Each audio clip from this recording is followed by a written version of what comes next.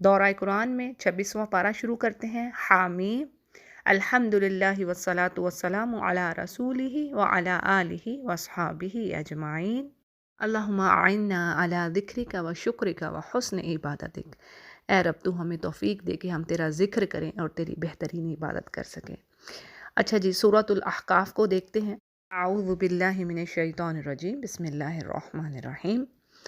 احقاف حقف کی جمع ہے اور اس کا مطلب ہے پہاڑ یا غار، اور یہ ہود علیہ السلام کی قوم کے علاقے کا نام ہے، اور ہود علیہ السلام کی قوم کا علاقہ یمن کے قریب تھا۔ اور اس سورہ کے آنے کا مقصد بھی یہی ہے کہ کفار مکہ جب جھٹلاتے تھے آپ صلی اللہ علیہ وسلم کو، تو آپ کی تسلی کے لیے اللہ سبحانہ تعالیٰ نے پچھلی قوموں کا ذکر کیا، یعنی پچھلی قوموں کی یاد دہانی کرائی کہ کس طرح ان کے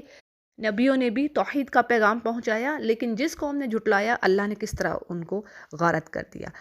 سورۃ الاحقاف کے آبجیکٹیوز اور آیات کے جو بینیفٹس ہیں ان کے حوالے سے بات کریں تو پہلے پیج پر آیات کی جو تھیم ہے اس میں یہ بات آ رہی ہے کہ اللہ نے آسمان و زمین کو کسی خاص مقصد کے لیے پیدا کیا، یعنی قرآن کریم میں اور بھی کئی جگہوں پر یہ بات آئی کہ اللہ نے یہ زمین و آسمان اور یہ کائنات ایسے ہی پیدا نہیں کر دی گئی، یعنی اس کا ایک مقصد ہے، اور مقصد کیا ہے؟ انسانوں کی آزمائش، کہ کون اللہ پر یقین رکھنے والا ہے، توحید پر قائم ہے اور اچھے اعمال کرنے والا ہے، اور کون کافر ہے، کون اس کو جھٹلانے والا ہے۔ جیسے سورہ ملک میں بھی ہم نے پڑھا نا، اللہ فرماتے ہیں کہ میں نے تمہیں زندگی اس لیے دی ہے تاکہ میں آزماؤں تم میں سے کون اچھے کام کرتا ہے، تو یہی بات پھر یہاں پر آ رہی ہے۔ اور جب اللہ نے قیامت کا دن جو مقرر کر رکھا ہے، یعنی جو وعدے کا دن ہے، جب وہ آ گیا تو آسمان پھٹ جائے گا، کھل جائے گا، دروازے ہو جائے گا، جیسے 30ویں پارے میں کئی جگہوں پر ہم نے یہ بات پڑھی۔ اسی طرح اللہ فرماتے ہیں کہ اے نبی ان سے پوچھئے کہ کیا جن بتوں کو یہ پوجتے ہیں یا جن شخصیات کی یہ عبادت کرتے ہیں، ذرا ان سے پوچھئے کیا ان کا زمین و آسمان کی پیدائش میں، اس کے بنانے میں کوئی حصہ ہے؟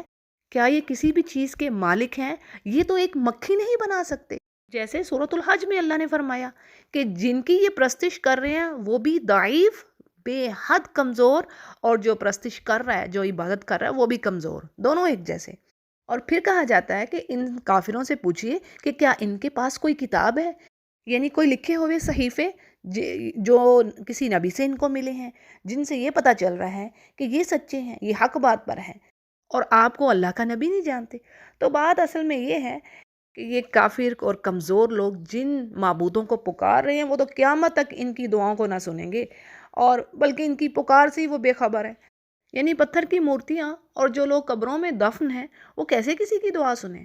اور آگے اللہ سبحانہ تعالیٰ فرماتے ہیں، اور یہ بات قرآن کریم میں کئی جگہوں پر آئی ہے کہ قیامت کے دن کیا ہوگا، یہی لوگ یعنی جن کو یہ پوج رہے ہیں یہ ان سے منہ پھیریں گے اور ان کی عبادت سے وہ صاف انکار کریں گے۔ ایون سورۃ البقرہ میں یہ بات ہے کہ یہ بیزار ہوں گے۔ اور معبودوں کی بھی دو اقسام ہیں، یہاں پر میں آپ کو بتاتی چلوں، یعنی ایک طرح کے معبود تو وہ ہیں جو غیر ذی روح، جیسے کہ کافر پوج رہے ہیں بتوں کو، درختوں کو، سورج کو اور آگ کو۔ اور بعض مفسرین کے نزدیک یہ بات ہے کہ اللہ قیامت کے دن ان کو بولنے کی قوت دے گا، اور یہ بول کر کہیں گے کہ ہمیں تو اس بات کا کوئی علم نہیں کہ یہ ہماری عبادت کر رہے تھے، یعنی یہ انسان کیا کرتوتیں کر رہے تھے۔ اور بعض مفسرین کہتے ہیں کہ یہ زبان حال، یعنی زبان سے نہیں اپنے جذبات سے اظہار کریں گے۔ anyway، بات یہ ہے کہ آج انسان جن معبودوں کو اللہ کو چھوڑ کر اپنا رہا ہے وہ اس دن اس کی عبادت سے بیزار ہوں گے، تنگ ہوں گے۔ اسی طرح دوسری معبود کون سے، یعنی دو اقسام میں نے کہی، دوسری قسم کیا ہے؟ جس میں انبیاء، ملائکہ اور صالحین ہیں۔ جیسے قرآن کریم میں ہی بات آتی ہے کہ اللہ فرماتے ہیں، سورہ توبہ میں بات ہے نا کہ یہود نے عزیر علیہ السلام کو بیٹا بنا لیا، اور اسی طرح نصارہ کے بارے میں آتا ہے کہ انہوں نے عیسیٰ علیہ السلام کو رب بنا لیا۔ تو یہ دوسری قسم ہے۔ اب آگے بات آتی ہے کہ اللہ فرماتے ہیں کہ واضح نشانیاں دیکھ کر بھی یہ کافر جھٹلاتے ہیں اور کہتے ہیں آپ صلی اللہ علیہ وسلم سے کہ یہ تو قرآن کریم آپ نے خود ہی گھڑ لیا ہے۔ تو اس پر آپ صلی اللہ علیہ وسلم فرما رہے ہیں کہ اگر میں اللہ کا رسول نہیں ہوں اور یہ کلام میں نے خود سے بنایا ہے تو یقیناً میں بہت بڑا مجرم ہوں، اور اللہ تعالیٰ اتنے بڑے جھوٹ پر مجھے پکڑے بغیر نہیں رہ سکتا۔ اور بات یہ ہے کہ تم اس قرآن کے بارے میں جو کچھ کیا سن رہے ہو، یعنی تم اس کو جھٹلا رہے، تو اللہ خوب جان رہا ہے، اور حقیقت تو یہ ہے کہ اللہ میرے اور تمہارے درمیان وہی گواہ کافی ہے، وہ بہت بڑا وٹنس ہے، اس کو خوب پتہ ہے، اور وہ بخشنے والا اور بڑا مہربان ہے۔ یعنی تم آج بھی توبہ کر کے ایمان لے ہو تو اللہ تعالیٰ تمہاری توبہ قبول فرمائے گا، اور تمہارے گناہوں کو، جیسے قرآن کریم میں کئی جگہوں پر بات آئی ہے کہ گناہ اللہ معاف فرما دیتا ہے جیسے کوئی اسلام لاتا ہے۔ اور پھر بات یہ ہے کہ اللہ فرماتے ہیں کہ نبی ان سے کہہ دیجئے کہ میں کوئی انوکھا یا یعنی ایسا پیغمبر تو نہیں ہوں جو کہ تمہاری طرف پہلی مرتبہ آیا ہوں، میرے سے پہلے بھی بہت سارے رسول آ چکے، اور میں نہیں جانتا کہ میرے ساتھ اور تمہارے ساتھ کیا ہوگا۔ یعنی یہاں پر دیکھیں، آپ صلی اللہ علیہ وسلم کے غیب کے نہ جاننے کے بارے میں بات پتہ چل رہی ہے، یعنی آپ صلی اللہ علیہ وسلم غیب کے مالک نہیں تھے، عالم الغیب اللہ کی ذات ہے، آپ کو اتنا ہی پتہ چلتا تھا جتنا اللہ سبحانہ تعالیٰ آپ کو وحی فرماتے تھے۔ اب یہاں پر بھی یہی بات آتی ہے، اسی طرح حدیث کے الفاظ ہیں کہ آپ صلی اللہ علیہ وسلم نے بعض صحابہ کی وفات پر جب ان کے بارے میں حسن ظن کا اظہار کیا گیا تو فرمایا کہ اللہ کی قسم، مجھے اللہ کا رسول ہونے کے باوجود اس بات کا علم نہیں کہ قیامت کے دن میرے ساتھ اور تمہارے ساتھ کیا کیا جائے گا، اور اس کو صحیح بخاری روایت کر رہے ہیں، یعنی وہی بات کہ عالم الغیب اللہ کی ذات ہے۔ اگلی آیات میں کافروں سے کہا جا رہا ہے کہ انہوں نے تو قرآن کو جھٹلایا، لیکن بنی اسرائیل میں سے ایک گواہ اس جیسی گواہی دے چکا اور وہ ایمان لا چکا اور اس نے سرکشی نہیں کی۔ اب تفسیر میں بات یہ آتی ہے کہ اس شاہد یعنی یہ جو گواہ ہے بنی اسرائیل سے کون مراد ہے؟ تو بعض کہتے ہیں کہ یہ اس سے مراد ہر بنی اسرائیل کا وہ شخص جو سچا ایمان لانے والا ہے، اور بعض کہتے ہیں کہ مکے میں رہنے والا کوئی اسرائیلی مراد ہے، اور بعض کے نزدیک اس سے مراد عبداللہ بن سلام ہے، یعنی جو پہلے یہودی تھی بعد میں وہ ایمان لے آئے۔ اور اگلی آیات میں وہی بات کافروں کی کہ وہ کیا کہہ رہے ہیں کہ اگر یہ قرآن بڑی ہی کوئی ایسی چیز ہوتی، زبردست چیز ہوتی، خیر کی بات ہوتی، تو پھر ہم پہلے ایمان لاتے، ہم اس پر سبقت کرتے، یہ غریب اور رذیل لوگ تو ایمان نہ لاتے۔ یعنی اس سے مراد کفار مکہ بلال، عمار، صہیب اور خباب رضی اللہ عنہم، ان کے بارے میں وہ بات کر رہے ہیں۔ یعنی یہ وہ مسلمان تھے جو غریب تھے، ضعیف تھے، کمزور تھے، اور ان کا کوئی مقام و مرتبہ یعنی مالدار اور پیسے والے نہ تھے۔ تو اب کافر اس بات پر اعتراض کر رہے ہیں، اور یہ بات بھی کئی جگہوں پر آئی ہے کہ وہ کہتے ہیں کہ اگر یہ صحیح راستے پر ہیں یعنی قرآن کو لے کر، تو پھر ہمارے پاس دنیا کی شان و شوکت کیوں ہے؟ یعنی ہم تو ان سے زیادہ بہتر ہیں۔ حالانکہ بے وقوفوں کو یہ نہیں پتا کہ جیسے اللہ نے فرما دیے کہ اللہ کو اس مال و دولت سے کچھ نہیں چاہیے، نہ ہی اسلام کو اس سے کوئی یہ چیز فائدہ پہنچاتی ہے۔ یعنی یہ نہ سمجھا جائے آج کے دور میں بھی کہ جس کے پاس مال ہے تو اللہ اس کو بڑا پسند کر رہا ہے، کیا پتہ اس کی کس طرح آزمائش ہو رہی ہے۔ تو اللہ انسان کے یعنی اللہ نے فرما دی میں مومنوں کے مالوں کو اور ان کے جسموں کو نہیں دیکھتا، ان کے دلوں کو دیکھتا ہوں، کتنا وہ خوف رکھنے والے ہیں، محبت رکھنے والے ہیں اللہ سے۔ اچھا جی، اور اگلی آیت میں اللہ فرماتے ہیں کہ موسیٰ علیہ السلام کی جو کتاب تھی وہ اس کتاب سے پہلے امام تھی اور رحمت تھی، یعنی وہ جب تک کتاب اپنی اصلی حالت میں رہی تو وہ رحمت تھی بنی اسرائیل کے لیے اور امام تھی ان کی، لیکن آج اب یہ کتاب یعنی قرآن کریم جو کہ اپنی اصلی حالت میں محفوظ ہے، تو یہی دنیا کے لیے امام اور لیڈر ہے، باقی کتابیں اب وہ ضائع ہیں، اور اسی کتاب کو فالو کیا جائے گا۔ اور آگے اللہ ایمان والوں کی خوبی بتا رہا ہے کہ وہ لوگ جو کہتے تو ہیں کہ اللہ پر ایمان لائے اور پھر اس پر جم جاتے ہیں، تو وہی لوگ ہوں گے قیامت کے روز جن پر نہ کوئی خوف نہ کوئی غم، یعنی جمے رہنا بڑی بات ہے، اور یہی لوگ جنت میں جانے والے ہیں اور اس میں ہمیشہ رہیں گے۔ پھر اگلی آیات میں والدین کے حوالے سے بڑی نصیحت آ رہی ہے کہ اللہ نے حکم دیا کہ ماں باپ کے ساتھ بہترین سلوک، حسن سلوک رکھو، اور ماں جس نے تکلیف سے اس کو پیٹ میں رکھا اور پھر اس کو جنا، پھر اس کو دودھ پلایا۔ تو اسی طرح حدیث کے الفاظ ہیں کہ ایک صحابی نے پوچھا میرے حسن سلوک کا سب سے زیادہ مستحق کون ہے، یعنی مجھ پر سب سے زیادہ کس کا حق ہے؟ تو آپ نے فرمایا تمہاری ماں۔ اس نے دوسری مرتبہ پوچھا تو بھی آپ نے یہی جواب دیا، اور جب اس نے تیسری مرتبہ پوچھا تو بھی آپ نے یہی جواب دیا، یعنی تمہاری ماں، اور چوتھی مرتبہ پوچھنے پر آپ نے فرمایا تمہارا باپ۔ اس کو صحیح مسلم روایت کرنے، یعنی اس سے اندازہ ہوتا ہے کہ ماں باپ کے ساتھ یعنی ماں باپ کا رائٹ سب سے پہلے ہے۔ اور اکثر جگہوں پر آپ پڑھیں گے کہ جہاں پر اللہ فرماتا ہے میرے ساتھ شرک نہ کرو، یعنی میری بندگی کرو، تو فوراً اس کے فوراً بعد جو بات آتی ہے وہ ہے ماں باپ کے ساتھ نیکی کرنا۔ اور یقین جانیے کہ یہ ایسی بات ہے کہ آپ کتنے بھی اچھے کام کر رہے ہیں نا، اگر ماں باپ راضی نہیں ہیں تو وہ سارے ان کے ضائع ہونے کا خدشہ ہے۔ اور اسی طرح یہاں پر ایک بڑی خوبصورت دعا بھی آتی ہے، اور اس کے بارے میں علماء کہتے ہیں کہ یہاں پر 40 سال کی جیسے ذکر آتا ہے نا کہ جب انسان 40 سال کی عمر کو پہنچتا ہے تو کہتا ہے کہ اے میرے رب مجھے توفیق دے کہ میں تیری نعمت کا شکر ادا کروں، اور جو تم نے مجھ پر کی اور میرے ماں باپ پر کی، اور میں ایسے نیک عمل کروں جن سے تو خوش ہو، اور میری اولاد کو بھی نیک بنا، اور میں تیری طرف رجوع کرتا ہوں۔ تو اس کے بارے میں علماء کہتے ہیں کہ انسان کو یعنی 40 سال کہ جب وہ عمر کو پہنچ رہا ہے تو اب اس عمر کے بعد انسان کو یہ دعا کثرت سے پڑھنا چاہیے۔ اور یہ آیت نمبر 15 ہے، اور دعا آپ شروع کریں گی ربی اوزعنی سے، ٹھیک ہے، ربی اوزعنی سے لے کر آخر تک۔ اور ایسے ہی نیکوں کے بارے میں اللہ سبحانہ تعالیٰ فرماتے ہیں کہ یہ وہی لوگ ہیں جن کے ہم نیک اعمال قبول کرتے ہیں اور ان کی برائیوں سے ان کو دور کرتے ہیں، اور اسی طرح ان کے اپوزٹ بھی لوگ ہیں، یعنی ایسی اولاد جو نافرمان ہے، ماں باپ کے ساتھ گستاخی سے پیش آ رہی ہے، اور پھر ایسا بھی ہے کہ بعض اگر ماں باپ مسلمان ہیں اور اولاد کافر ہو تو اس پر بھی آیت میں کہہ دیا گیا کہ اب کیا ہے کہ وہ دونوں پھر یعنی اپنی اولاد کے لیے اللہ سے ہی دعا کرتے ہیں اور چاہتے ہیں کہ وہ ایمان لے آئے، جبکہ وہ ایمان نہیں لا رہا ہوتا، اور وہ کہہ رہا ہوتا ہے کہ یہ تو اگلوں کے افسانے ہیں، یہ تو پہلوں کی کہانی ہے۔ پھر اسی طرح اگلی آیات میں اللہ فرما رہے ہیں کہ جنات اور انسان، یعنی یہ دو گروہ ہیں، اور ان جنات میں بھی کوئی مسلمان ہے تو کوئی کافر۔ تو بات یہ ہے کہ قیامت کے روز ان کے اعمال کے اوپر ججمنٹ ہوگی، تو یعنی کچھ جہنم میں جانے والے ہوں گے، کچھ جنت میں جانے والے ہوں گے، اور اللہ فرماتا ہے کہ اللہ کسی پر ظلم نہ کرے گا، یعنی گنہگار کو اس کے جرم سے زیادہ سزا نہیں ملے گی، اور نیکوکاروں کو تو اللہ نے فرما دیا نا کہ اگر تم ایک اچھائی بھی کر کے لاتے ہو یضاعفھا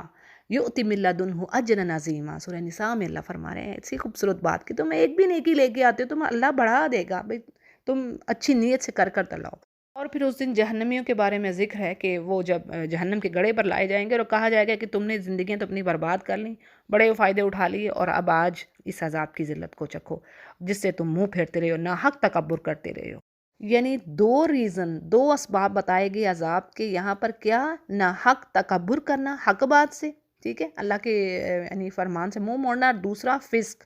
یعنی بڑا بے خوف ہو کے کوئی ڈر ہی نہیں ہے اللہ کا، اور گناہ پر گناہ کرتے چلے جانا۔ اچھا جی، اگلی آیات میں قوم عاد کے بارے میں ذکر ہے، اور احقاف کا میں نے مطلب آپ کو پہلے ہی بتا دیا کہ اس کے معنی پہاڑ یا غار کے ہیں، اور یہ یمن کے قریب کا علاقہ ہے۔ اب وہی بات، یعنی ہود علیہ السلام اپنی قوم کو ڈرا رہے ہیں اللہ کے عذاب سے کہ تم ایمان لے اللہ کی عبادت کرو، اور میں تمہارے اوپر اللہ کے عذاب سے خوف کھاتا ہوں کہ تم پر اللہ کا عذاب نہ آ جائے۔ تو اب قوم کا جواب ہے کہ آپ ہمارے پاس اس لیے آئے ہیں اے ہود کہ جن کی ہم عبادت کر رہے ہیں اس سے روک دیں، بس اگر آپ صحیح ہو تو پھر اس عذاب کو لے آؤ جس کا آپ کہتے ہیں۔ یعنی یہ بڑی ایک لمبی سٹوری یہاں پر تو مختصر سا بیان کر دیا ہے، کس طریقے سے کتنا عرصہ انہوں نے لگایا، اور کیا پھر ٹھٹھے بازیاں وہ کرتے تھے، خاص کر جو ان کے سردار ہوتے تھے جو ہلاک شدہ قومیں ہیں۔ تو اس پر وہی بات جو کہ رسولوں نے کہی کہ حود علیہ السلام بھی وہی بات کرتے ہیں کہ بھئی وہ وقت کب آئے گا جو تم پر عذاب آنا ہے تو اس کا علم تو اللہ ہی کے پاس ہے، تو میں تمہیں ایک میسج دے رہا ہوں، تمہیں پہنچا رہا ہوں، اور میں دیکھتا ہوں کہ تم میری بات ہی نہیں مان رہے، تم نادانی کر رہے ہو۔ اور آج بھی آپ بات دیکھ لیں اسی طریقے سے ہے، یعنی اب ظاہر ہے جو صحیح میسج دینے والے ہیں اللہ کا، تو ان کی بات کون مان رہا ہے، اور الٹے راستوں کی طرف جانے والے بڑے لوگ ہیں، آپ کو کثیر تعداد ملے گی۔ تو اب ان کی قوم نے جب بادلوں کو آتے ہوئے دیکھا، اصل میں وہ جو بادل تھے وہ عذاب لیے ہوئے تھے، تو اب وہ یہ کہنے لگے کہ یہ تو ہم پر بارش برسانے والا ہے، حالانکہ اس ہوا میں دردناک عذاب چھپا ہوا تھا، اور جو اپنے رب کے حکم سے ہر چیز کو ہلاک کر دینے والا تھا۔ یعنی بات یہ تھی کہ کافی عرصہ سے ان کے ہاں بارش نہ ہوئی، اور جب بادلوں کو انہوں نے آتے دیکھا تو وہ بڑے خوش ہوئے کہ یہ تو ہمارے لیے خوشخبری آ رہی ہے۔ تو اب اس پر حود علیہ السلام نے کہا کہ یہ وہ بادل نہیں ہے جن کو تم سمجھ رہے ہو یہ تم پر بارش برسائیں گے، بلکہ اس میں تو عذاب ہے۔ اور ان بادلوں سے ایسی ہوا اٹھی کہ اس نے ان کا تہس نہس کر کے رکھ دیا، ہر چیز کو تباہ کر دیا۔ اسی طرح حدیث کے الفاظ ہیں، عائشہ رضی اللہ عنہا نے رسول کریم صلی اللہ علیہ وسلم سے پوچھا کہ لوگ تو بادل کو دیکھ کر خوش ہوتے ہیں کہ بارش ہوگی، لیکن آپ کے چہرے پر اس کے برعکس یعنی آپ پریشانی کے آثار نظر آتے ہیں۔ تو آپ نے فرمایا کہ عائشہ اس بارے میں کیا ضمانت ہے کہ اس بادل میں عذاب نہیں ہوگا، جبکہ ایک قوم ہوا کے عذاب سے ہلاک کر دی گئی، اور اس قوم نے بھی بادل دیکھ کر یہی کہا تھا کہ یہ ہم پر بارش برسائے گا۔ اللہ تعالیٰ اپنی عافیت میں رکھے ہمیں۔ بخاری اس کو روایت کرتے ہیں۔ اچھا جی، اگلی آیات میں اللہ سبحانہ تعالیٰ کافروں سے کہتے ہیں کہ جس طرح تم سے پہلے لوگوں کو میں نے دل دیے، آنکھیں دیں، سوچنے سمجھنے کو یعنی صلاحیتیں دیں، انہوں نے ان چیزوں سے فائدہ نہ لیا، تم بھی اسی طرح سے کر رہے ہو، تمہیں بھی سب کچھ دیا ہے لیکن تم ان چیزوں سے فائدہ نہیں لے رہے اور اللہ کی آیات کے ساتھ ٹھٹھے بازیاں ہنسی مذاق کر رہے ہو، اور جس طرح ان کو ہلاک کیا، یعنی تمہارے اراؤنڈ جو بستیاں ہیں، اب دیکھیں اس میں یہی بات آتی ہے کہ عاد اور سمود، لوط علیہ السلام کی وہ بستیاں ہیں جو حجاز کے قریب ہی تھی، یعنی یمن اور شام فلسطین کی طرف آتے جاتے ان کا جب گزر ہوتا تو وہ ان بستیوں کو دیکھتے تھے۔ تو یہ اللہ فرما رہا ہے کہ تم ان سے عبرت نہیں حاصل کرتے۔ اور آگے بڑے طنزیہ انداز میں اللہ سبحانہ تعالیٰ فرماتے ہیں کہ یہ جو بستیاں ہم نے پہلے ہلاک کیں، اب جن جن کو یہ پوجتے تھے، اب ان معبودوں نے ان کی پھر حفاظت کیوں نہ کی، ان کو بچایا کیوں نہ؟ یعنی یہ کافروں کو ہلایا جا رہا ہے کہ تم سمجھو اس بات کو، اور طنزیہ انداز میں بات کہی جا رہی ہے۔ اگلی آیات میں جنوں کے حوالے سے بات آ رہی ہے، اور صحیح مسلم کی روایت سے پتہ چلتا ہے، یعنی یہاں پر ایک واقعہ ہے کہ مکہ کے قریب نخلا کی وادی میں جہاں آپ صلی اللہ علیہ وسلم صحابہ کرام کو فجر کی نماز پڑھا رہے تھے، اب وہاں پر جنوں کی ایک جماعت نے قرآن کریم کو سنا، اور جنوں کو پہلے ہی تجسس تھا کہ آسمان پر بڑی سختی کر دی گئی ہے اور وہاں پر جانا ان کا تقریباً ناممکن ہو گیا، تو یقیناً کوئی نہ کوئی بات ہوئی، جیسے سورۃ الجن میں 29ویں پارے میں بھی تو ہم نے پڑھا نا، اور وہ کہتے تھے کہ یا تو زمین والوں کے ساتھ اللہ نے کوئی بھلائی کا ارادہ کر لیا یا پھر کچھ اور ہے، یعنی اتنی سختی کیوں؟ تو یہ سب قرآن کے نازل ہونے کی وجہ سے تھا۔ اچھا جی، بات اب یہ ہے کہ ایک جنوں کی ٹولی نے، ایک گروہ نے قرآن کریم کو سنا، اور یہ بات پھر انہوں نے جان لی کہ آپ صلی اللہ علیہ وسلم کی بعثت کا مقصد ہی یعنی آسمان کی بندش کا سبب تھا، اور پھر یہ گروہ ایمان لے آیا اور اس نے جا کے اپنی قوم کو بھی یعنی قرآن کریم کی دعوت دی کہ یہ ایک ایسا کلام آیا کہ جو موسیٰ علیہ السلام کی کتاب کے بعد ہے، اور یہ نبی ہمیں حق بات کی طرف بلا رہا ہے، اور اگر تم اس کا کہنا مانو گے، بلیو کرو گے، تو اللہ تمہارے گناہ معاف کرے گا اور تمہیں عذاب سے بچائے گا۔ اور اگر معاملہ اس کے برعکس ہے، اور اگر تم یعنی اس کا کہنا نہیں مان رہے، تو یہ تم بات سمجھ لو کہ زمین میں کہیں بھاگ کر اللہ کو عاجز نہیں کر سکتے۔ تو یہ جنوں کی بات جو ہے نا یہاں پر آ رہی ہے، اور آگے اللہ کی بادشاہت، سوورنٹی کی بات ہو رہی ہے کہ آسمان و زمین یعنی ساری کائنات کو بنانے کے بعد بھی اللہ تھکا نہیں ہے، اور وہ یقیناً قادر ہے اس چیز پر کہ مردوں کو بھی دوبارہ زندہ کرے گا۔ آخری آیات میں کافروں کے بارے میں ذکر ہے کہ یہاں پر تو جھٹلاتے رہے اس آگ کو، اب جب اس دن آگ کے گڑھے کے سامنے لائے جائیں گے، سرے پر کھڑے ہوں گے، تو کہا جائے گا کہ یہ اب حق بات ہے کہ نہیں، تو کہیں گے کہ ہاں، یعنی اس دن تو پھر اقرار کر لیں گے، پھر اس کا کیا فائدہ؟ تو کہا جائے گا چکھو اب اس کا مزہ جو تم کام کرتے رہے، یعنی تم اس کو جھٹلاتے رہے، اور پھر نبی کریم صلی اللہ علیہ وسلم سے کہا جا رہا ہے کہ آپ صبر کیجئے، تسلی دی جا رہی ہے ان کی تکالیف پر، پریشانیوں پر جو رویے یہ اختیار کیے ہوئے تھے۔ اور پھر آگے اللہ فرماتے ہیں، یعنی اللہ کو تو پتہ ہے نا کہ جو انہوں نے کرنا ہے، جیسے قیامت کے روز کیا یہ کہیں گے کہ اس دن ایسا لگے گا ان کو گویا کہ یہ دن کی ایک گھڑی ہی دنیا میں ٹھہرے، یعنی وہ ایسا سمجھیں گے کہ دنیا میں ہم کچھ رہے ہی نہیں، کچھ حصہ دن یا پھر دن کا کچھ حصہ ہم نے گزارا، اور یہ بات کئی جگہوں پر آئی ہے، سورہ نازعات میں بھی پڑھی نا ہم نے یہ بات۔ اچھا جی، سورہ محمد کو شروع کرتے ہیں، بسم اللہ الرحمن الرحیم۔ اس سورہ کا دوسرا نام سورہ القتال بھی ہے۔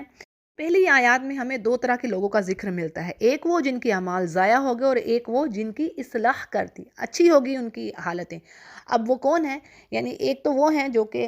لوگ خود بھی کفر کر رہے ہیں اور اللہ کی راہ سے بھی لوگوں کو روک رہے ہیں، اور بعض نے اس سے مراد قریش کے کفار لیے ہیں اور بعض نے اہل کتاب لیے ہیں۔ تو ان کے تو ہوئے اعمال برباد، خراب، کیسے؟ یعنی خود بھی کفر کر رہے ہیں اور دوسروں کو بھی اللہ کی راہ سے روک رہے ہیں، تو اب ان کے وہ اعمال یعنی جیسے اچھے اخلاقیات آپ کہہ لیں، صلہ رحمی کرنا، قیدیوں کو آزاد کرنا، مہمان نوازی کرنا، خانہ کعبہ کے جو یعنی جو زائرین ہوتے تھے ان کی خدمت کرنا، حجاج کی، تو ان کا کوئی صلہ یعنی ان اعمال کا کوئی صلہ ان کو نہ ملے گا، برباد ہوئے۔ اور اس کے برعکس جو ایمان لے آیا، نہ صرف اس کے گناہ، اس کی غلطیاں، کوتاہیاں اللہ معاف فرمائے گا، بلکہ کیا ہے، اللہ اس کو گناہوں سے بھی بچا لے گا، تو اور کیا چاہیے؟ یعنی اس کی اصلاح ہوگی۔ اصلاح بالہم، اصلاح کیسے؟ یعنی مومن کی اصلاح تو یہی سب سے بہترین اس کی صورت ہے نا کہ اللہ تعالیٰ اس کو گناہوں سے بچا لے۔ صرف مال و دولت کا ملنا ہی زبردست حالت نہیں، وہ بھی خیر کی بات ہے، وہ بھی خیر ہے، لیکن اللہ کی طرف بڑھ جانا، عبادت میں بڑھنا، گناہوں سے بچنا، یہ سب سے بڑی خیر۔ اسی طرح صحیح مسلم کی حدیث ہے کہ آپ نے فرمایا جو اسلام لے آئے گا اس کے سارے گناہ ختم ہو جاتے ہیں، مٹا دیتا ہے اللہ، یعنی اسلام لانا کیا ہے؟ گناہوں کا مٹنا۔ اگلی آیات میں ٹاپک بدل رہا ہے، یعنی یہاں پر جنگ کے حوالے سے بات ہو رہی ہے کہ اللہ سبحانہ وتعالیٰ فرماتے ہیں کہ جب تم کافروں سے یعنی تمہارا ٹاکرا ہو رہا ہے، جنگ ہو رہی ہے، تو ان کی خوب گردنیں مارو، یعنی یہاں پر بات یہ آ رہی ہے کہ ان کے ساتھ سختی اور شدت کا اظہار کرو۔ جو تمہیں قتل کرنا چاہ رہے ہیں تو تم بھی ان کے زیادہ سے زیادہ لوگوں کو قتل کرو، اور جو قابو آئیں ان کو قیدی بناؤ۔ اور پھر اگلی آیت میں بڑی اہم بات یہ بھی بتا دی گئی کہ ان قیدیوں کو تم احسان کے ساتھ بھی چھوڑ سکتے ہو، یعنی کوئی فدیہ نہ لو، اور یا پھر فدیہ لے کر بھی ان کو چھوڑ سکتے۔ قیدیوں کی اس حکم کے بارے میں دو طرح کی رائے پائی جاتی ہے۔ ایک رائے یہ ہے، مفسرین کہتے ہیں کہ یہ آیت منسوخ ہے، یعنی اس پر عمل نہیں ہوگا، اور ایک رائے یہ ہے مفسرین کی، وہ کہتے ہیں کہ امام وقت کو چاروں باتوں کا اختیار ہے، یعنی 4 آپشنز ہیں کہ کافروں کو یا تو قتل کیا جائے، یا قیدی بنایا جائے، یا قیدیوں میں سے جس کو یا سب کو چاہے بطور احسان چھوڑ دیا جائے، یا معاوضہ لے کر چھوڑ دیا جائے۔ یہ اس صورت میں ہے جب کافروں کے ساتھ جنگ ختم ہوگی ہے، اور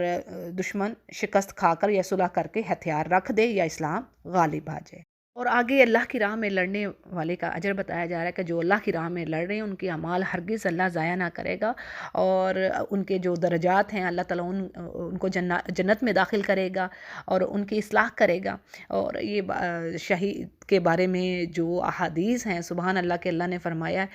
جس نے میری راہ میں تھوڑی دیر کے لیے بھی جہاد کیا تو اس پر دوزخ حرام کر دی جائے گی۔ اور اس کے علاوہ بے شمار احادیث ہیں شہید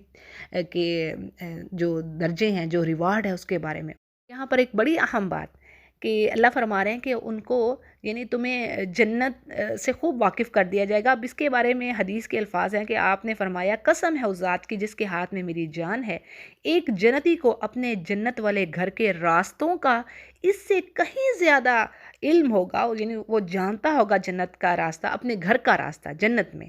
کہ جتنا دنیا میں اپنے گھر کا راستہ پہچانتا ہے۔ سبحان اللہ، کیسی بات ہے! صحیح بخاری اس کو روایت کرتے ہیں۔ پھر آگے اللہ فرما رہے ہیں کہ تم اللہ کی مدد کرو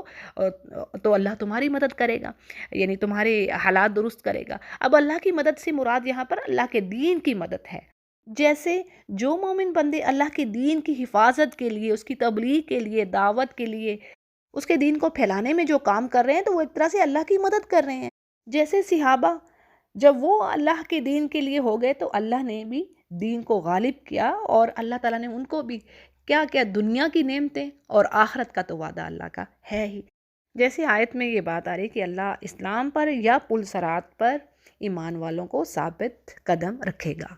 اور آگے بات آ رہی کہ اللہ فرماتے تم نے اپنے سے پہلے قوموں کو نہیں دیکھا جن کو اللہ نے تباہ کر دیا، کس طرح وہ نافرمانیاں کرتے رہے اور آخر کار اپنے انجام کو پہنچے۔ تو یہ یعنی اس بات سے اہل مکہ کو ڈرایا جا رہا ہے کہ تم کفر سے باز نہ آئے تو تمہارا بھی ایسا ہی حشر ہوگا۔ اور اگلی آیت بڑی خوبصورت ہے، اللہ فرماتے ہیں کہ اللہ مومنوں کا ولی ہے، دوست ہے ان کا، جبکہ کافروں کا کوئی مددگار نہیں ہے۔ اس کے بارے میں بات یہ ہے کہ جنگ احد میں کافروں کے نعروں کے جواب میں مسلمانوں نے بھی نعرے بلند کیے تھے۔ مثلا کافروں نے کیا نعرے وہ لگا رہے تھے کہ جی لنا العزا ولا عزا لکم، کہ ہمارے لیے تو عزا ہے لیکن تمہارے لیے عزا نہیں ہے، یعنی اپنے معبود کو پکار رہے تھے کہ ہمارا تو معبود ہمارے ساتھ ہے۔ تو اب جواب میں مسلمانوں کا نعرہ تھا اللہ مولانا ولا مولا لکم، صحیح بخاری اس کو روایت کرتے ہیں کہ اللہ تو ہمارا ساتھی ہے، مددگار ہے، تمہارا کچھ نہیں ہے۔ اچھا جی، اگلی آیات میں ذکر آ رہا ہے ان لوگوں کا کہ جنہوں نے نیک عمل کیے اللہ تعالیٰ ان کو جنتوں میں داخل کرے گا، اور وہ لوگ جو کافر ہیں وہ گویا ایسے ہیں جیسے چوپائی، جیسے جانور ہیں، بس جن کو کھانے پینے کے سوا اور کوئی کام نہیں ہے۔ اور ایسی ہی بات کو ہم نے سورۃ البینہ میں پڑھا نا، اللہ فرماتے ہیں یہ شر البریہ، یعنی کافر ایسے ہیں جو سب سے بدترین مخلوق زمین پر، اور مومن کیا ہے؟ سب سے بہتر مخلوق۔ اور بات یہ کہ اللہ فرماتے ہیں کہ بہت ساری ایسی بستیاں جو بڑی طاقتور تھیں اللہ نے تباہ کر کے رکھ دی، یعنی یہ بستی کیا چیز ہے جس سے آپ نکالے گئے ہیں، یعنی آپ صلی اللہ علیہ وسلم سے کہا جا رہا ہے، تو اب ان کا بھی بس کوئی مددگار نہ ہوگا اگر یہ اللہ پر ایمان نہیں لاتے۔ اور کیا وہ شخص جو اپنے رب کی طرف سے صحیح راستے پر ہو اس جیسا ہوتا ہے؟ یعنی برابری ہو سکتی ہے کافر اور مومن کی؟ یہ بات سمجھائی جا رہی ہے۔ اور پھر بڑی ہی خوبصورت بات، زبردست بات کہ جنت کی صفت بیان ہوئی ہے، اور جنت میں 4 نہروں کا ذکر مل رہا ہے۔ 4 نہریں کون کون سی ہیں؟ یعنی پانی کی نہر، اور ایسا پانی جو کہ بدبو نہ دے، یعنی جو کبھی خراب نہ ہو۔ اور دیکھیں پانی کس قدر اہم ہے، اللہ نے فرمایا میں نے ہر جاندار کو پانی سے بنایا، یعنی پانی اس کی بیسک چیز ہے، پانی بڑا ضروری، اور آج ڈھیروں بیماریاں پانی کی وجہ سے کہ پانی صاف نہیں ملتا، کتنا اہم یہ عنصر ہے۔ تو اللہ فرما رہے ہیں کہ جنت میں ایسی نہر ہے پانی کی جو کبھی بدبو نہ دے، خراب نہ ہو۔ پھر اسی طرح دودھ کی نہریں ہیں، پھر اسی طرح شراب کی نہریں، یعنی ایسی شراب جو کہ نہ ہی، جیسے سورۃ الواقعہ میں بڑی خوبصورت بات آتی ہے نا،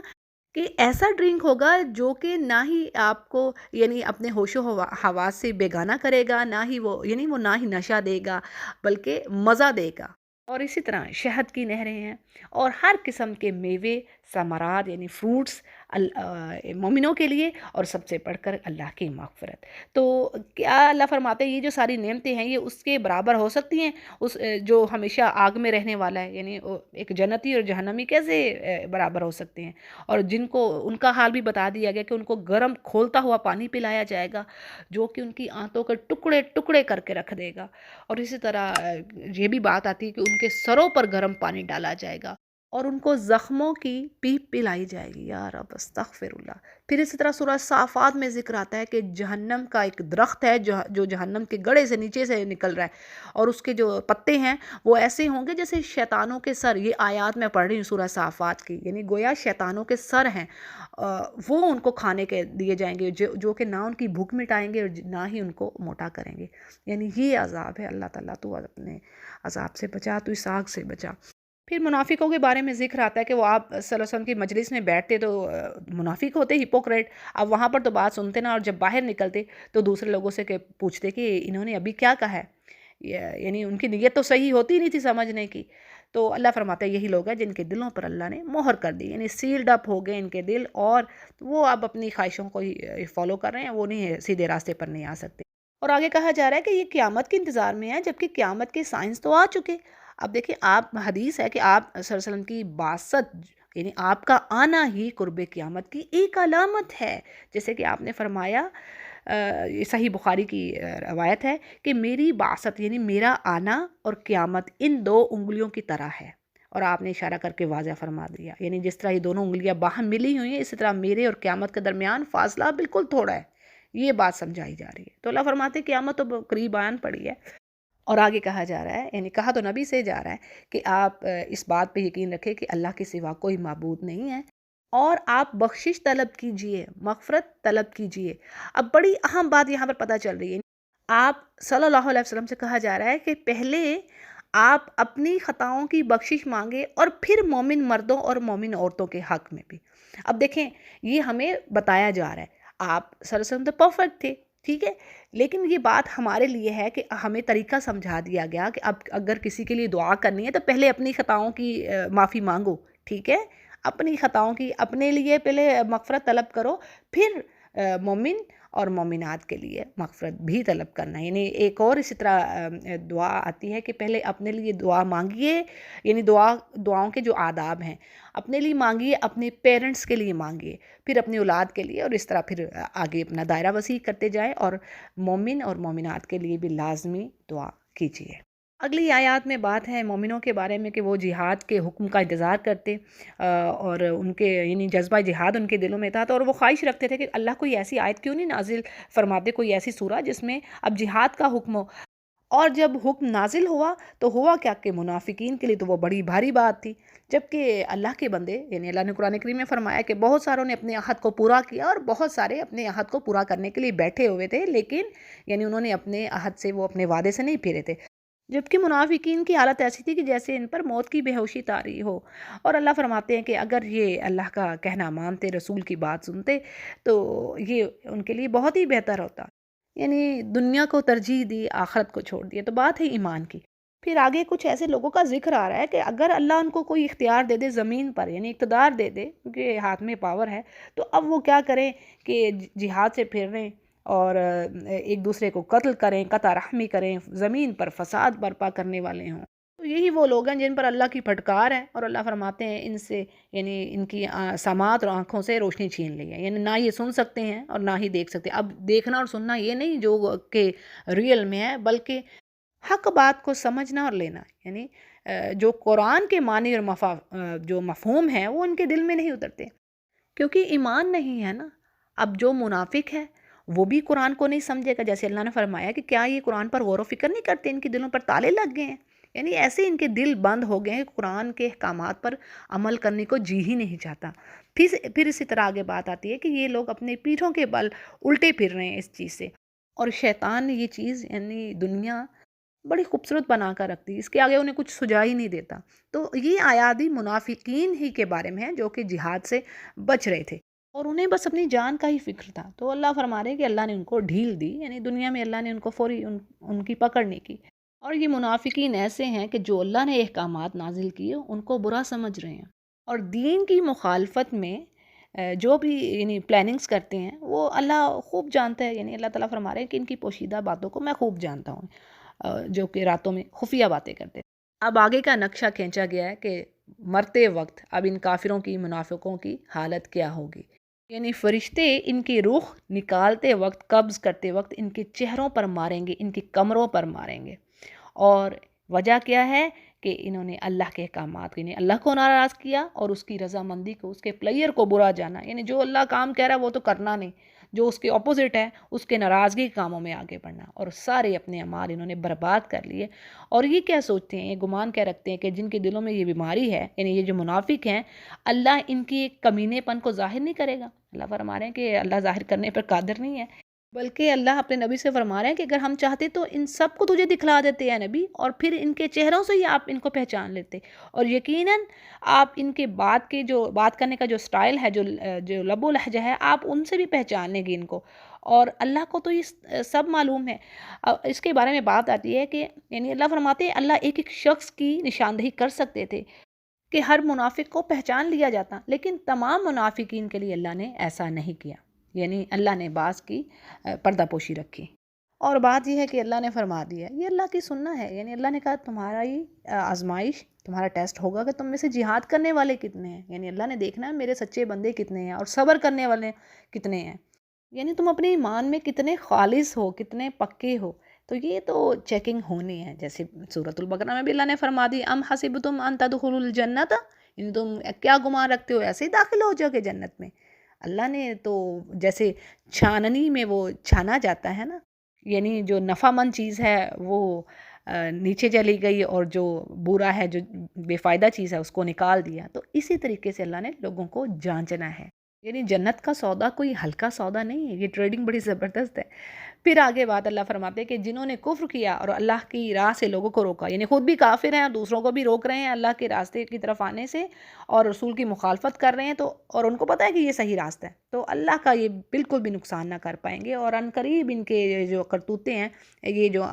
ان کے وجہ سے ان کے اعمال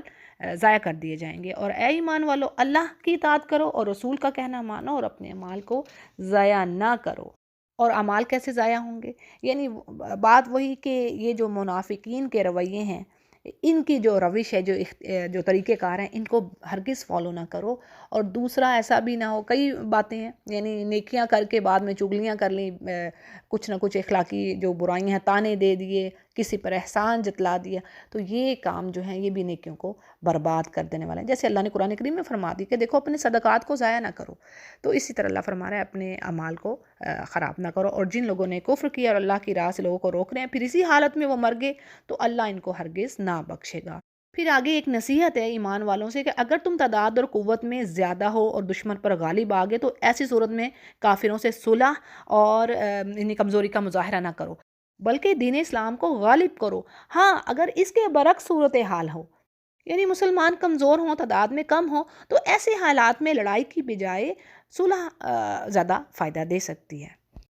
اور آگے کچھ مزید نصیحتیں کی جا رہی ہیں ایمان والوں کو کہ زندگی دنیا کی تو صرف کھیل تماشا ہے، اور اگر تم ایمان لاتے ہو، اللہ سے ڈرتے ہو، تو اللہ تمہیں یعنی زبردست اجر دینے والا ہے، اور تم سے تمہارے مال تو اللہ نہیں مانگ رہا۔ ہاں اگر وہ تم سے کہہ رہا ہے کہ تم خرچ کرو، بخل نہ کرو، یعنی اپنے بھائی بندوں کی مدد کرو، جو ضرورت مند ہے ان پر خرچ کرو، تو اس میں بھی تمہاری فلاح ہے نا، وہ اللہ تمہاری ہی تو سکسیس چاہتا ہے بھئی۔ اگر تم روکے رکھو گے مال، تو وہ مال تو بدبو مار جائے گا نا، جیسے پانی کھڑا رہا تو بدبو مار گیا۔ تم خرچ کر رہے ہو تو اس میں تمہاری کامیابی ہے، وہی تو فلاح پانے والے ہیں۔ اور کچھ ایسے لوگ ہیں کہ جب ان کو اللہ کی راہ میں خرچ کرنے کے لیے بلایا جاتا ہے، یعنی کہا جاتا ہے کہ زکوٰۃ میں سے تو کچھ دو یا پھر اللہ کی راہ میں خرچ کرو، تو وہ بخیلی کرتے ہیں، اور مال دینے سے گھبراتے ہیں، تو اللہ تعالیٰ فرماتا ہے کہ اللہ تو غنی ہے، اللہ کو تمہارے مال کی ضرورت نہیں ہے، یعنی یہ تو تمہارا ہی فائدہ ہے، اور یہ تمہیں پاک کرے گا، یعنی تمہارا خرچ کرنا تمہاری جانوں کی پاکی کا باعث ہے، تمہارے سولز کی پیوریفیکیشن ہے اس میں۔ اور اللہ تو غنی ہے، یعنی اللہ کو تمہاری ضرورت نہیں، تم فقیر اور محتاج ہو، تمہیں حاجت ہے اللہ کی، اور اگر تم اس چیز سے منہ پھیرتے ہو تو تمہارے بدلے میں اللہ یعنی تم کو ہٹا کر پھر دوسری قوم لے آئے گا، یعنی اگر تم اللہ کے احکامات پر عمل نہیں کرتے تو تمہارے بدلے میں اللہ دوسرے لوگوں کو لانے پر قادر ہے، اور پھر وہ تمہارے جیسے نہ ہوں گے، بلکہ تم سے زیادہ اللہ رسول کے اوبیڈینٹ ہوں گے اور اللہ کی راہ میں خرچ کرنے والے ہوں گے۔ تو آپ صلی اللہ علیہ وسلم سے پوچھا گیا کہ یہ یعنی اس آیت کی تفسیر میں، تو آپ نے حضرت سلمان فارسی رضی اللہ عنہ کے کندھے پر ہاتھ رکھ کر فرمایا، اس سے مراد یہ اور اس کی قوم ہے، اور قسم ہے اس ذات کی جس کے ہاتھ میں میری جان ہے، اگر ایمان ستارے کے ساتھ بھی لٹکا ہوا ہو تو اس کو فارس کے کچھ لوگ حاصل کر لیں گے۔ ترمذی اس کو روایت کرتے ہیں، سبحان اللہ۔ تو جی اگلی سورہ کو شروع کرتے ہیں، سورۃ الفتح، بسم اللہ الرحمن الرحیم۔ یہ مدنی سورہ ہے، اور اس کی بیک گراؤنڈ کے بارے میں ڈیٹیل ہے کہ 6 ہجری میں آپ صلی اللہ علیہ وسلم اور 1400 کے قریب صحابہ عمرہ کی نیت سے مکہ کی طرف تشریف لے کر گئے، لیکن مکہ کے قریب حدیبیہ کے مقام پر کافروں نے آپ کو روک دیا اور عمرہ کرنے نہیں دیا، تو اس پر آپ نے عثمان رضی اللہ عنہ کو اپنا نمائندہ بنا کر مکے بھیجا تاکہ وہ قریش کے لیڈروں سے بات کریں اور وہ مسلمانوں کو عمرہ کرنے کی اجازت دیں، لیکن عثمان رضی اللہ عنہ کے مکے جانے کے بعد ان کی شہادت کی افواہ پھیل گئی، جس پر آپ صلی اللہ علیہ وسلم نے صحابہ سے عثمان رضی اللہ عنہ کا بدلہ لینے کی بیعت لی، جو بیعت رضوان کہلاتی ہے، اور یہ افواہ غلط تھی، تاہم مکہ کے کافروں نے پھر بھی اجازت نہ دی آپ لوگوں کو آنے کی، اور کہا کہ آئندہ سال مسلمان جو ہیں وہ عمرہ کے لیے آئیں، تو اس پر آپ صلی اللہ علیہ وسلم نے اور صحابہ نے وہیں پر اپنے سر منہ ڈال لیے اور قربانیاں کر لیں، اور پھر کچھ دور کے اثرات کا اندازہ لگاتے ہوئے آپ صلی اللہ علیہ وسلم نے کچھ کنڈیشنز پر، کچھ شرائط پر کافروں سے صلح بھی کر لی، یعنی کچھ کنڈیشن کے اوپر آپس میں ایگریمنٹ بھی ہو گیا، اگرچہ صحابہ کی اکثریت اس چیز کو پسند نہیں کر رہی تھی، یعنی کچھ شرائط ایسی تھیں، لیکن آپ صلی اللہ علیہ وسلم کو اندازہ تھا کہ ان شرائط کی بیسس پر یا اس ایگریمنٹ کے پیچھے کتنی بڑی خیر آنے والی ہے، اور جس کو اللہ سبحانہ تعالیٰ نے کھلی فتح قرار دیا، یعنی یہ سورہ حدیبیہ سے مدینہ کی طرف آتے ہوئے راستے میں اتری، یعنی جب یہ سارا واقعہ ہوا جو پیچھے میں نے ڈیٹیل پڑھی ہے، تو جب آپ واپس آ رہے تھے مدینہ کی طرف تو یہ سورہ اتری، اور جس میں صلح کو فتح مبین کہا گیا، اور ایسا کیوں؟ کیونکہ ایگریمنٹ کے بعد کافروں کی ایک بہت بڑی تعداد ایمان لے آئی مسلمانوں کے رویوں کو دیکھ کر، ان کے اخلاقیات کو دیکھ کر، اور ہوا کیا کہ 2 سال بعد ہی مسلمان مکے میں فاتحانہ طور پر داخل ہوئے، اور اسی لیے بعض صحابہ نے یہ بھی بات کہی کہ تم فتح مکہ کو فتح سمجھتے ہو، بلکہ ہم تو حدیبیہ کی صلح کو فتح شمار کرتے ہیں۔ اس سورہ کی اہمیت میں ایک اور بڑی خوبصورت حدیث ہے کہ آپ نے فرمایا کہ آج کی رات مجھ پر وہ سورہ نازل ہوئی ہے جو مجھے دنیا اور جو کچھ اس میں ہے اس سے زیادہ محبوب ہے، صحیح بخاری اس کو روایت کر رہے ہیں، سبحان اللہ، یعنی آپ صلی اللہ علیہ وسلم کو سورۃ الفتح بڑی پیاری تھی، بڑی محبوب تھی۔ اچھا جی، آیات کو دیکھتے ہیں۔ پہلی آیات میں اللہ فرماتے ہیں کہ اے نبی، ہم نے آپ کو بے شک کھلی فتح دی ہے تاکہ آپ کی اگلی اور پچھلی تمام خطائیں اللہ تعالیٰ معاف فرمائے۔ اس آیت کی وضاحت میں بات یہ ہے کہ نبی کریم صلی اللہ علیہ وسلم تو معصوم ہیں، پرفیکٹ ہیں، لیکن یہاں پر جو چیز آ رہی ہے تو وہ اس سے مراد گناہ یا کوئی ایسی غلطی نہیں، بلکہ آپ کی جو شان کے مطابق جو چیز جو کوتاہی تھی اس کے بارے میں کہا جا رہا ہے، یعنی اس پر بھی معافی کا اعلان کیا جا رہا ہے، ورنہ تو آپ صلی اللہ علیہ وسلم خیر البشر ہیں، سید الانبیاء ہیں۔ اچھا جی، آگے بات ہے، اور اللہ فرماتے ہیں کہ اللہ تاکہ آپ پر احسان پورا کرے اور آپ کو سیدھی راہ پر چلائے اور آپ کو ایک زبردست مدد سے فتح دے، یعنی یہ صلح حدیبیہ فتح ہی تو تھی، اور اسی طرح اللہ فرماتا ہے کہ اللہ نے مسلمانوں کے دلوں میں سکون اور اطمینان ڈال دیا،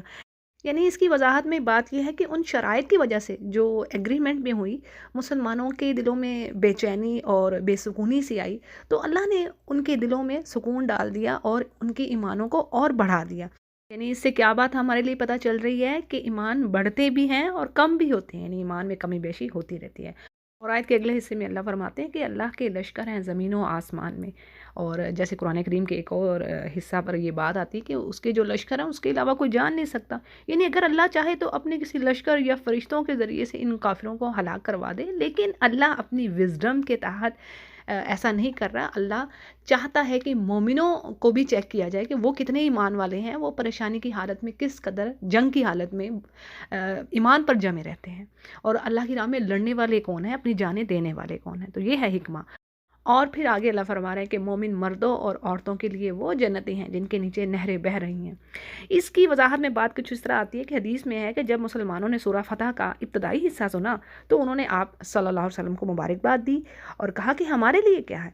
تو اس پر یہ آیت اتری کہ اللہ فرما رہے تو یعنی مومن مردوں اور عورتوں کو میں جنت میں داخل کروں گا اور ان کی برائیاں ان سے دور کر دوں گا، یعنی اور کیا چاہیے کہ اللہ گناہوں کو بخش دے اور اپنی رحمت سے جنت میں داخل کر دے، اور یہ بہت بڑی کامیابی ہے۔ اور اگلی آیت میں بشارت دی جا رہی ہے عذاب کی منافقین اور منافقات کو، اور مشرک عورتوں اور مردوں کو، اور ان لوگوں کو، بڑی اہم بات ہے، ان لوگوں کو جو اللہ پر بدگمانیاں رکھتے ہیں۔ یعنی دیکھیں منافقوں کا بھی حال تو یہی تھا نا کہ وہ رسول کریم اور صحابہ کرام کے بارے میں یہ گمان رکھتے تھے کہ یہ تو قتل ہو جائیں گے، دین اسلام ختم ہو جائے گا۔ تو بات یہ ہے کہ اللہ فرماتے ہیں جس عذاب یا ہلاکت کے یہ منتظر ہیں کہ مسلمانوں پر آئے، تو اصل میں وہ ہلاکت، وہ عذاب انہی کا مقدر بننے والی ہے۔ پھر آگے اللہ فرما رہے ہیں اگین کہ اللہ ہی کے جنود ہیں، لشکر ہیں زمین و آسمان میں، اور وہ بڑا غالب اور حکمت والا ہے، اور بے شک اسی نے اے نبی آپ کو گواہی دینے والا، خوشخبری سنانے والا اور ڈرانے والا بنا کر بھیجا ہے، اور تاکہ مسلمان اللہ پر اور اس کے رسول پر ایمان لائیں اور اس کی مدد کریں اور اس کا ادب کریں اور اللہ کی پاکی بیان کریں۔ اگلی آیات میں بیعت کی بات ہو رہی ہے، اور یہ کون سی بیعت تھی؟ یہ وہی بیعت رضوان ہے جو نبی کریم صلی اللہ علیہ وسلم نے مسلمانوں سے لی تھی جب عثمان رضی اللہ عنہ کے شہادت کی خبر پھیل گئی تھی، تو ان کا انتقام لینے کے لیے آپ نے مسلمانوں سے بیعت لی، اور اس وقت 14 یا 1500 مسلمان موجود تھے، یہ کہا جاتا ہے۔ اب اللہ فرما رہے ہیں یہ جنہوں نے بیعت کی ہے نا، یہ بیعت رضوان، اس کا بڑا ایک تو ریوارڈ ہے، اگلی آیات میں پڑھیں گے تو اللہ فرما رہے ہیں کہ یہ بیعت دراصل اللہ ہی کی ہے، یعنی مسلمان اللہ سے بیعت کر رہے ہیں، اللہ سے ٹریڈنگ ہو رہی ہے، یعنی اللہ کا ہاتھ ان کے ہاتھوں پر ہے۔ تو اب اللہ فرماتے ہیں جو شخص اپنے اس وعدے سے پھرے گا تو وہ اپنے نفس سے ہی عاشق نہیں کرے گا، یعنی مراد یہ ہے کہ اس بیعت کا توڑنا اور پھر لڑائی میں حصہ نہ لینا۔ اگلی آیات میں ذکر ہے کچھ ایسے بدوؤں کے بارے میں جو کہ مدینہ کے اطراف میں تھے، اور ان کے بارے میں واقعہ کچھ اس طرح ہے کہ آپ صلی اللہ علیہ وسلم نے جب خواب دیکھا کہ آپ عمرہ کر رہے ہیں تو عمرہ کے لیے آپ نے مکہ جانے کی یعنی آپ نے اعلان کروا دیا۔ تو یہ کچھ قبیلے تھے جن کے نام احسن البیان میں دیے گئے ہیں، بہرحال یہاں پر ابھی میں نہیں دے رہی۔ تو یہ کچھ قبیلے ایسے تھے، یعنی انہوں نے سوچا کہ موجودہ جو حالات ہیں تو مکہ جانے کے لیے وہ تو بہتر نہیں ہے، وہاں تو ابھی کافروں کا غلبہ ہے اور مسلمان تو کمزور ہیں، اور پھر یہ عمرہ کے لیے جا رہے ہیں، ان کے پاس تو ہتھیار بھی نہیں ہوں گے، اور اگر ایسے میں کافروں نے ان پر حملہ کیا تو مسلمان تو خالی ہاتھ ان کا مقابلہ ہی نہیں کر پائیں گے اور یہ تو ختم ہو جائیں گے۔ تو یہ تو سراسر ہلاکت ہے، یعنی اپنے آپ کو ہلاکت میں ڈال دینا، ان کے ساتھ جانا۔ اچھا وہ پھر یعنی انہوں نے کیا بہانے بنائے، یعنی آپ صلی اللہ علیہ وسلم سے آگے کہنے لگے کہ ہمیں اپنے مال اور بال بچوں میں رہنے دیجئے، یعنی ہمیں تو بڑے کام ہیں، ہم تو ان میں بڑے مشغول ہیں، اور ہماری مغفرت کی دعا کر دیجئے۔ اب اللہ فرما رہے ہیں کہ جو یہ زبانوں سے کہہ رہے ہیں ان کے دلوں میں وہ چیز نہیں ہے، اور ان سے کہیے کہ اللہ کی طرف سے کوئی بھی انسان کسی چیز کا اختیار رکھ سکتا ہے، یعنی اگر اللہ تمہارے مال و اولاد کو نقصان پہنچانا چاہے تو کون اس کو روک سکتا ہے، لیکن بات وہی کہ ان کو اس چیز کا شعور ہی نہیں تھا، اور اگر اللہ نفع دینا چاہے تو کوئی اس نفع کو روک نہیں سکتا۔ بلکہ بات یہ تھی کہ انہوں نے تو یہ سوچ رکھا تھا کہ پیغمبر مسلمانوں نے اپنے گھروں کی طرف آنا ہی نہیں ہے، یعنی ان کو تو یہی پتا تھا، اور ایسا برا گمان انہوں نے کر رکھا تھا۔ تو اس پر اللہ فرماتے ہیں کہ اصل میں تو یہی ہلاک ہونے والے ہیں، اب یہاں پر بچ بھی گئے دنیا میں تو آخرت میں تو نہ بچ سکیں گے۔ اور بہت بڑی وارننگ اللہ نے دے دی کہ جو اللہ اور اس کے رسول پر ایمان نہیں رکھ رہا اس کے لیے جلتی ہوئی آگ کا عذاب تیار ہے، اور اللہ ہی کے لیے ہے یہ ملک و سماوات، اور جس کو چاہے وہ بخش دے اور جس کو چاہے عذاب دے، اور وہ بڑا غفور الرحیم ہے۔ یعنی یہاں پر پھر بھی کیا بات ملتی اس آیت میں، اگرچہ ان کے جو اعمال تھے ان کی بدگمانیاں جیسے میں نے آگے شیئر کر دی اوپر، اس کے باوجود اللہ فرما رہے ہیں اگر ان میں سے کوئی توبہ کرے گا تو اللہ بے شک توبہ قبول کرنے والا ہے، وہ غفور الرحیم ہے۔